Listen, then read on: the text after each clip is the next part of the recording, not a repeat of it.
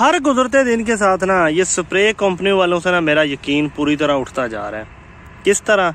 आज से 15 दिन पहले कपास को एक मसला आ गया था, पत्ते कुछ इस तरह से हो गए थे, ऊपर से खराब हो गए थे सारे।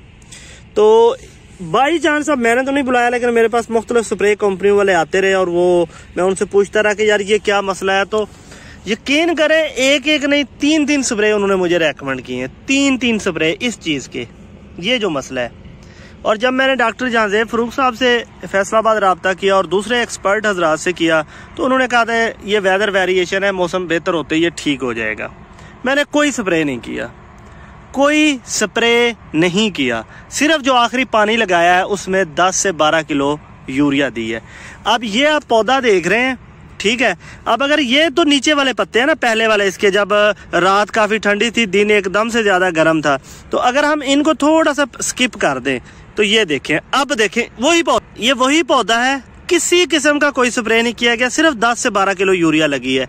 यकीन करें किसी भी तरह से इस पूरे फील्ड में ग्रोथ में कोई कमी नहीं है, कॉटन के कलर में कोई कमी नहीं है, किसी किस्म का कोई मसला नहीं है। सिर्फ वो वेदर वेरिएशन थी और उस पर भी यार कोई खुदा का नाम लो यार। आगे जब वाइट फ्लाई, जैसड और ये चीजें आती हैं तो हमें तो समझ नहीं आ रही होती कि हमने स्प्रे कौन से करने। इस वक्त जब थोड़ा सा हम बच सकते हैं स्प्रे से, तो यार ये लोग हमें क्यों नहीं बचने देते?